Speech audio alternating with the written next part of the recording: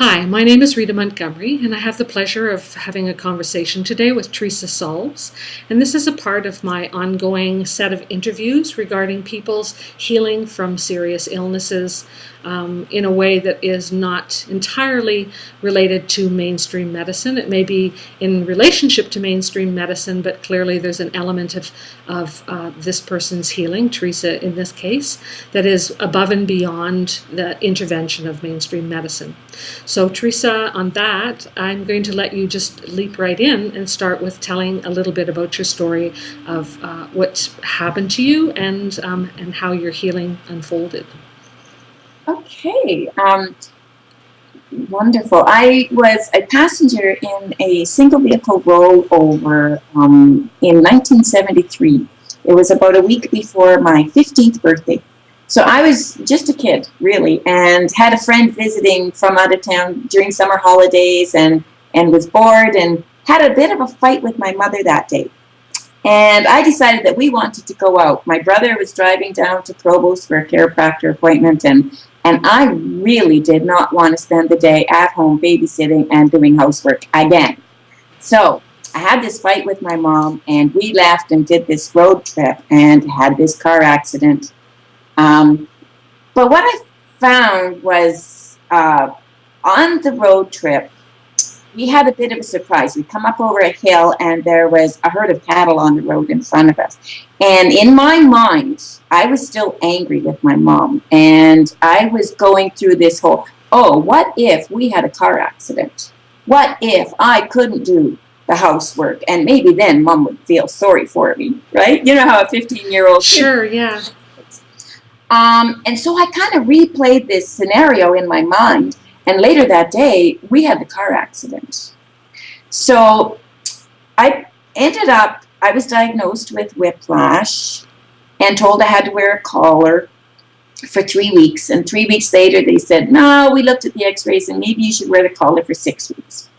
Well, a month after the accident, I went to a different doctor, a home doctor in my hometown. And because I had this rash. And this doctor wanted to do physiotherapy. He said, why are you in a collar? You must need physiotherapy if you had whiplash.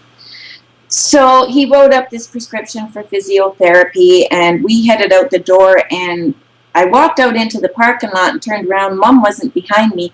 And here the doctor had followed us out the door and said, wait a minute, we better take some x-rays before we do physiotherapy on you. And that's when they found that my neck was broken and dislocated. Wow. So the vertebrae were actually just sitting on opposite edges, just barely hanging on. Wow. And the doctor was just, he just shouted at me, don't move, your head's going to fall off, right? So then it was a whole series of surgeries and different things in order to, save my life, because there was pressure on all the nerves to my arms, and the spinal cord was in a very precarious situation. And what they did is they ended up not doing anything for 3 months because it was too dangerous, and they wanted it to stabilize on its own. Right. So they left it, and any time in that 3 months, I could have sneezed, and the impact of the sneeze could have killed me or paralyzed me from the neck down. How terrifying. It was very terrifying, and I think it was even more so terrifying for my mom. My mom had a full-time job as a nurse's aide at the hospital and 5 kids, so she had 4 kids at home to look after. And she just kept saying, that I would be better off dead than paralyzed from the neck down.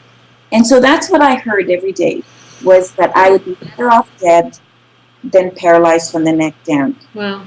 So I knew in my own mind that I had to survive those surgeries. Right. Without realizing it at the time, the doctors had told my parents that there would be paralysis. Right.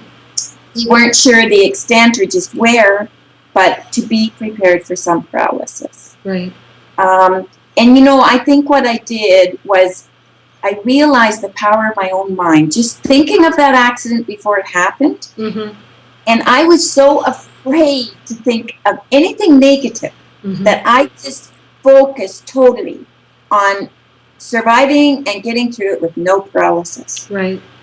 And I did that. And I could sit back now and thank my mom. You know, at the time I didn't feel very grateful because I thought she didn't want me. Yeah. But at the time, you know, I see now that I can say thank you, Mom, because you forced me to get myself through it. Right. And I got myself through it. And then afterwards, things weren't going so well. And that's when I found the limitations to the medical system, because they had saved my life and they had the bones set in such a way that I was safe, but the muscles were all working different to what they're used to working. And I started having a lot of trouble with my arms. Every night my arms went totally numb. During the day they would go totally numb.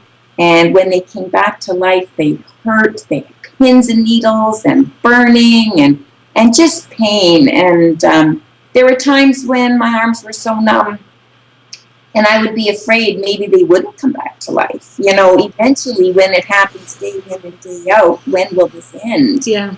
And then there's times when the pain would come back and I'd be grateful for the pain, if nothing else. Right. But that's when I learned that the medical world has their role, and they did what they could, but they couldn't help me anymore after that point. And that's when I had to learn how to live in my body comfortably. Right. And I find help in other ways, you know, in other places. Right. So what kind of help did you get, Teresa? Well, I ended up going, my first step was actually a chiropractor. And of course, the chiropractor couldn't do anything with my neck because it was all fused together with bone from my hip. So there was no way he could help my neck. But because the muscles were all working on different angles, because I'm so crooked, then the middle of my back, in between my shoulder blades, was really caving in. Right. So that's where I started getting help, was the strengthening of the middle of my back. Right. It shows that it wasn't caving in to compensate for the neck itself. Right. But I went, you know, I got into the healing fields myself because I'm trying all these different things. And then I started doing massage.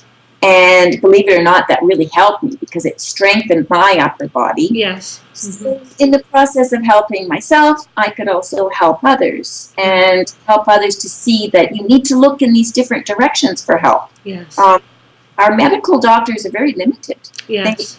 They can only offer two things. They offer drugs or surgery. Yeah, and they often don't refer out to non-mainstream practitioners. Exactly, and especially at that time they did. Yeah, that's right. Yeah. So I started gradually learning to, you know, roll up a towel and put in between my chest and stretch out my back and do different things, do different exercises. And then it was when I started taking training for craniosacral therapy myself and decided to go for treatments to find out what it was about. Right.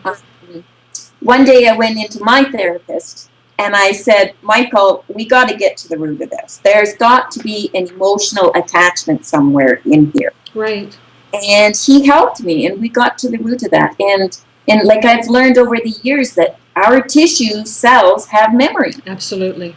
And our emotion gets locked into the tissues. Absolutely. And that's what was happening. This whole upper part of my body was so locked up. And it was me carrying that feeling of being broken. Yeah. And that deep feeling that I was broken, I was never going to be whole again. Right. And so it was with the recognition of those emotions and allowing that to let go, that after 32 years of suffering every single day, I no longer have the numbness in my arms. Wonderful. It's a very rare occasion now. So this was a very long journey for you. It was a very long journey. Mm-hmm. Yes. Good for you that you found the insight to work with the emotional aspects of it. Do you think that was significant in your healing, to understand why and what? Absolutely. Mm-hmm. Absolutely. It's so significant. And for me, it's not just the physical. It's the mental, because I knew in my mind I had to survive. Right. And my mom always told me I was the most stubborn kid she ever. Good for you. You probably wouldn't have made it if you hadn't. Well, that's just it, is we have to be responsible for our own healing. We can't just walk into a doctor's office and say, you do it. We can't just walk into a chiropractor's office and say, you do it. Absolutely. It's all in here. We have to learn the steps, and we have to manage our own physical bodies. But it's more than just that. It's the emotions, and it's the power of the mind too. Right. So yeah, it's been a very long journey. And one of the things that I really got into was psychosomatic therapy.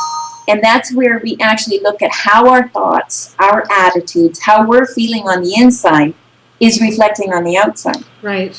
And that's where I found, my car accident, my broken neck, was not so much an accident as it was an incident. And it really points out, like for myself, how I'm always sticking my neck out. I'm going headstrong into the world, doing what I need to do, and helping others at the same time. And so I've had to learn to, keep my head over top of my own body. Right. And I can see now where, even though I was a passenger in this vehicle, my neck was my weak point. And that's why I broke my neck. Right.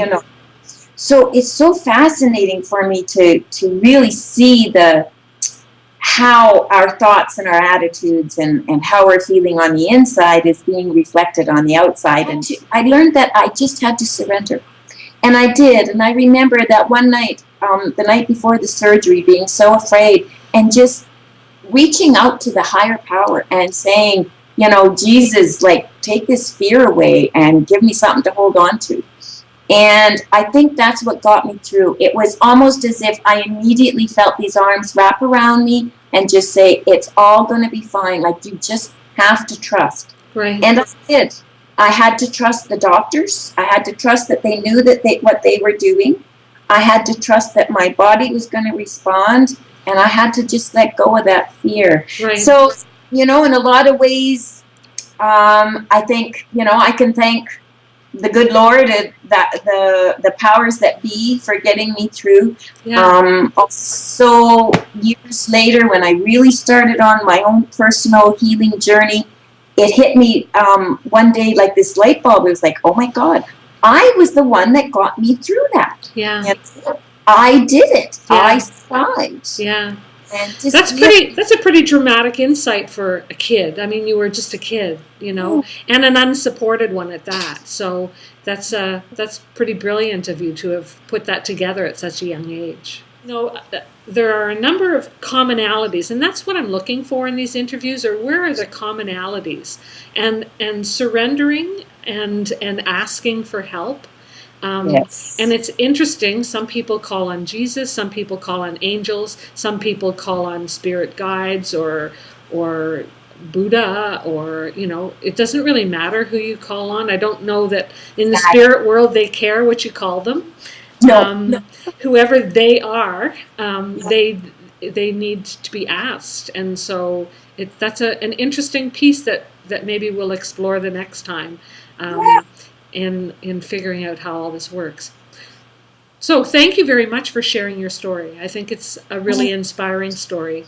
And it's also good for people to hear, each one of these interviews is a little bit different. One piece that's interesting about yours, I think that people will notice, is that you had this problem for a lot of years. And because people they can get resigned to having a condition and say, well, it's finished, there's nothing more that I can do about it. So I really like that aspect of your story, that a person can have had a chronic condition for a lot of years and they can change it. Instead of using more surgeries and more drugs, you said, you know what, there's another way that I can do this. And you took it upon yourself to figure out what that was. So that also is very inspiring to people to start looking around and believing that there are other choices. Exactly, because I felt rather devastated to start with when I went back to them. Right, I bet you did. And said, this is what's happening now. I can't use my arms. I have no strength. They hurt all the time. They're going numb. Yeah.